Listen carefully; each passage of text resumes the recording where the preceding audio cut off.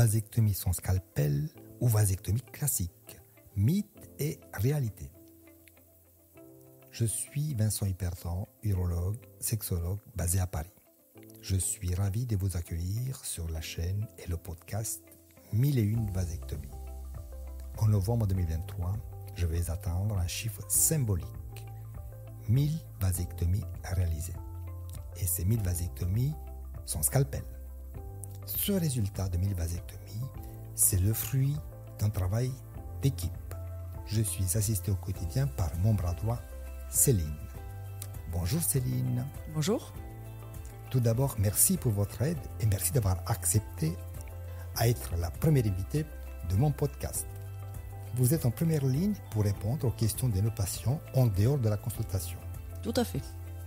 Quelles sont les questions que nos patients se posent ? Est-ce que la vasectomie est réversible ? C'est une très bonne question. La vasectomie est une contraception mécanique. Le principe consiste à identifier et sectionner les canaux déférents. Pendant des années, on a présenté et considéré que la vasectomie est une contraception définitive, voire on parlait de stérilisation. Avec les progrès techniques de la microchirurgie, nous sommes aujourd'hui en mesure de réparer les deux canaux qui ont été sectionnés. Donc, on va les suturer, on va rétablir la continuité. Cette opération s'appelle une vasectomie reverso, mais le résultat n'est pas de 100%. Donc, avant d'envisager une vasectomie contraceptive, quelle que soit la technique, on part avec l'idée que je ne veux plus d'enfants tout le reste de ma vie. Sans bistouri, c'est quoi ? Le principe de la vasectomie est simple. Chaque testicule a son canal, il faut l'identifier et le sectionner. La technique classique consiste à inciser le sac scrotal, la peau, chercher le canal afin de le sectionner. Mais cette chirurgie ouverte crée des complications. Elle est source de saignements et des hématomes, des infections, voire des retards de cicatrisation. Sans oublier, car très fréquemment, il n'y a pas une, mais deux incisions, une de chaque côté. Au lieu de faire une ou deux incisions de 1 voire 2 cm, dans la technique de vasectomie sans scalpel, on va percer la peau sur 2 à 3 mm pour sortir le canal déférent à l'extérieur afin de pouvoir le sectionner. Alors, vasectomie sans scalpel ou avec scalpel, qu'est-ce qu'il faut choisir ? Premièrement, je crois qu'il faut faire confiance au chirurgien. Le chirurgien qui réalise des vasectomies, il vous proposera la technique qu'il maîtrise au mieux. Par contre, dans de très nombreuses études, il a été montré que la vasectomie avec scalpel ou vasectomie chirurgicale a jusqu'à 10 fois plus de complications que dans la vasectomie sans scalpel. Et là, je parle des saignements avec des hématomes, des infections du site opératoire, voire des retards de cicatrisation. Et troisièmement, la vasectomie avec scalpel, elle est réalisée sous anesthésie générale, alors que la vasectomie sans scalpel, elle est réalisable sous anesthésie locale. Justement, parlons anesthésie. Quelles sont les différentes anesthésies que vous proposez ?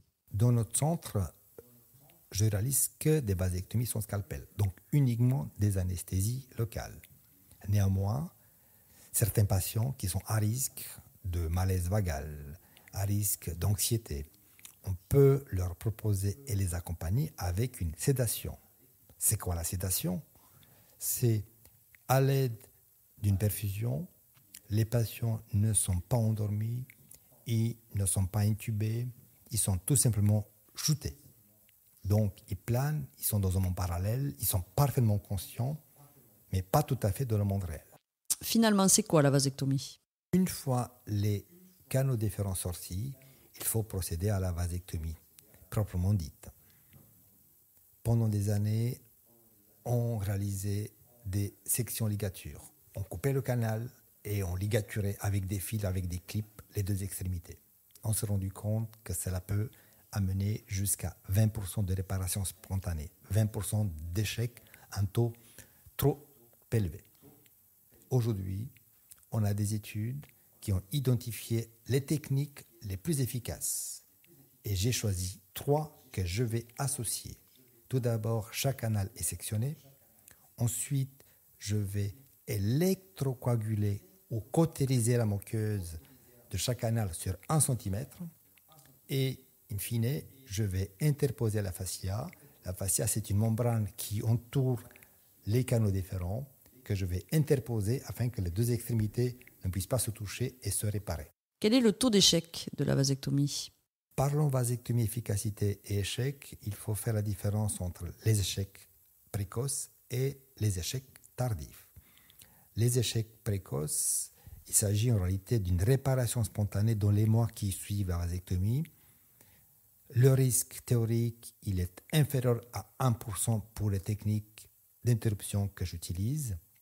De mon expérience, j'ai 2 échecs sur 1000 vasectomies.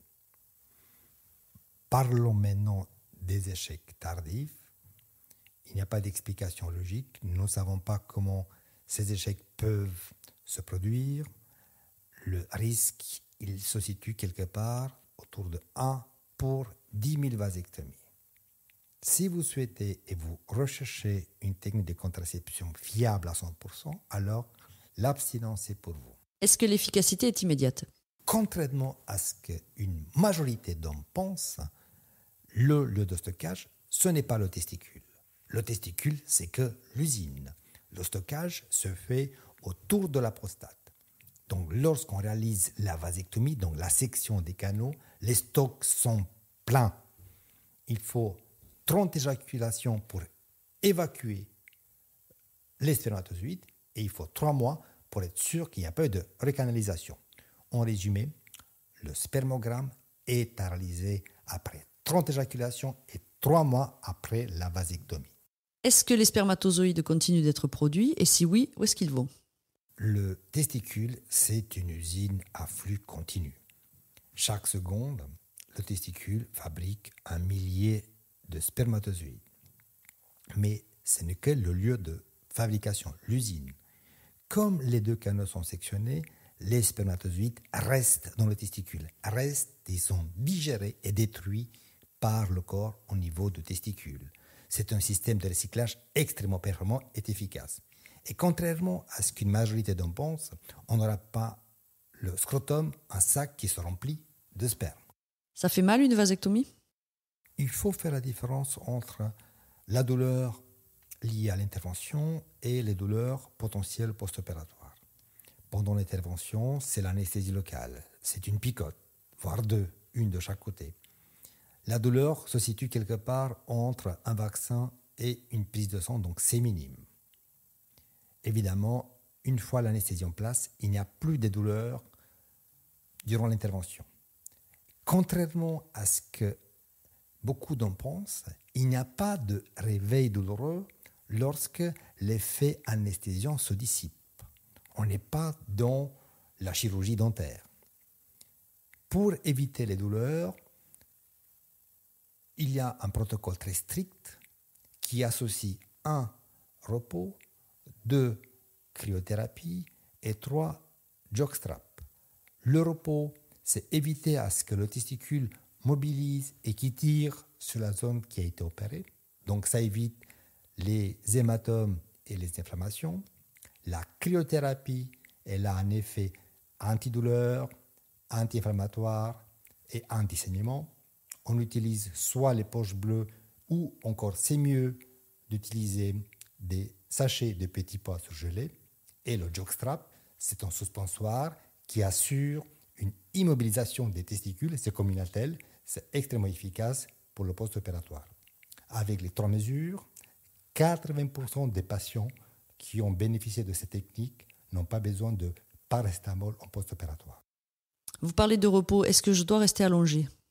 Mais surtout pas. Un patient qui a bénéficié d'une vasectomie n'est pas malade. La position assise est suffisante car le testicule est immobile. Bien évidemment, il faut éviter la marche, il faut éviter la station debout prolongée. C'est indispensable pendant les premières 48 heures et la première semaine, je conseille à tous les patients de s'organiser pour faire du télétravail. Et quand le télétravail n'est pas possible, dans ces cas-là, on peut discuter un arrêt de travail d'une semaine en post-opératoire. Pour éviter des complications à distance, des douleurs ou le classique syndrome du 10e jour, je conseille d'éviter pendant le premier mois post-opératoire le port des charges lourdes, des travaux, des gros voyages, des déplacements, des séjours à l'étranger qui peuvent nuire et créer des complications minimes mais néanmoins suffisamment gênantes pour les patients. Est-ce que la vasectomie change quelque chose au niveau de la sexualité ? C'est une très bonne question, voire une question essentielle. Question qui est fréquemment posée, même si la plupart des patients ont déjà lu avant la consultation que la vasectomie n'a pas des conséquences en matière de sexualité. Le principe de la vasectomie, je le rappelle, on va sectionner les canaux déférents. C'est une contraception 100% mécanique. Le testicule continue à fonctionner normalement.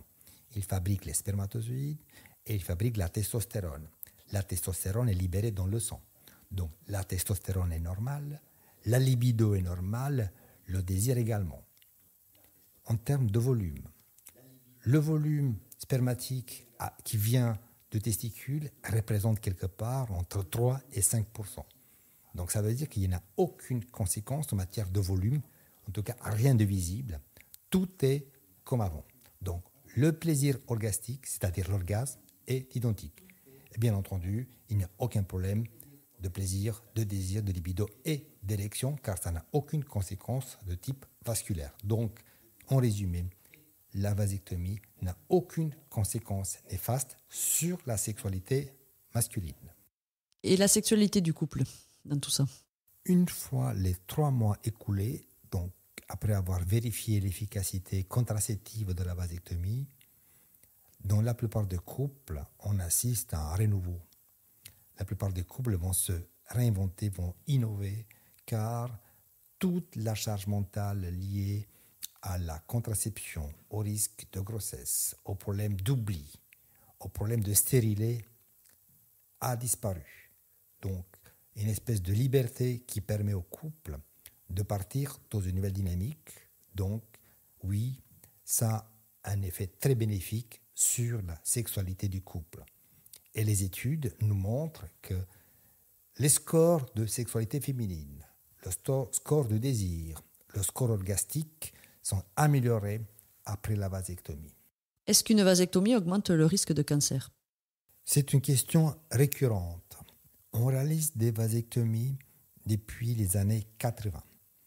Il y a de très nombreuses études, de très nombreuses cohortes des patients qui ont été suivis pour vérifier si, oui ou non, la vasectomie entraîne un risque de cancer de la prostate ou bien risque de cancer de testicule.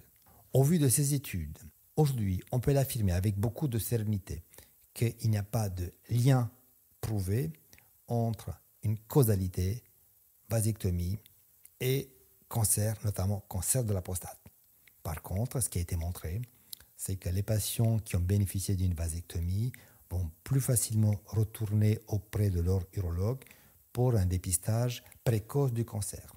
Ce dépistage permet un diagnostic précoce de cancer et donc avec plus de guérison chez les patients qui ont bénéficié des vasectomies par un urologue.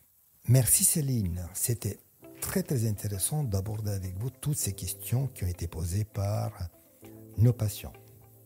Si vous avez des questions supplémentaires, vous pouvez nous contacter par email à l'adresse vasectomie@huperton.com et nous allons répondre par un épisode de podcast à vos questions.